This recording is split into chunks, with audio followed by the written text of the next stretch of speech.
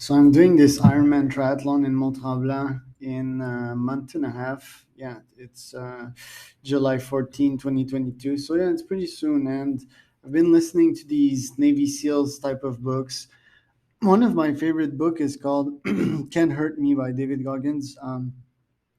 The audio version is quite terrible because of his co-author. I think his name is Adam or whatever, and he's very cringy in the book and kind of non-David Gogginy. And yeah, it's kind of very much a distraction. You know that he doesn't live by the ethos. And for that reason, I didn't start the book again. Normally, I would listen to these types of books. I'm listening to Ross Edgley or whatever his name is, and a bunch of other SAS, should I call, officers, which is the British Special Forces. But yeah, and these books are pretty good. Ant Middleton as well. So listening to these tough kind of military book that are no excuses, and go get shit done. And that's the kind of mindset you need to go in for in an Ironman. You can't, let fear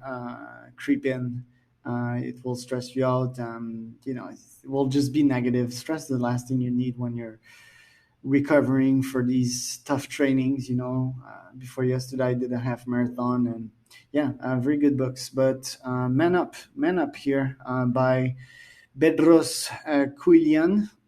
So the guy is Greek, obviously, and migrated in the U.S. Was this kid that most people made fun of, and he ended up being a CEO of Fit Body Bootcamp, Bootcamp, Fit Body Bootcamp. Um, Funny name. It's kind of long and. But anyway, it sticks, so it's a good name.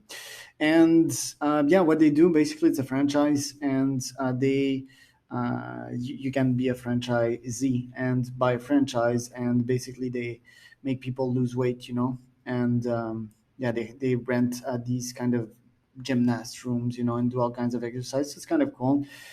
And I really much like what the guy had to say. It was a very clean book. I think Ryan Holiday coached him on the book. Ryan Holiday, one of my favorite authors as well. By the way, Stoic Philosophy is can be very useful when training for an Ironman. So yeah, very good book. It's kind of straight up talk book, although you can you can see some of the errors even up to this day that Bedros kind of makes in his business. For example, he was talking about an interview uh, procedure of his, and he starts the interview saying that, hey, this is the kind of high stressful environment, like we do things very quick here, and it's a lot of pressure. You're not made for that, aren't you? He starts his interview like that. Yeah, not really the best way to start an interview. And everyone will kind of fight that one. No one will say, yeah, this is not for me. It's just a cocky, arrogant way to start an interview and to actually scare the best candidates, in my opinion. But other than that, I mean, I could identify myself with most of his demon and what he went through. He went through probably what I'm going through now 10 years ago. So we have kind of similar paths.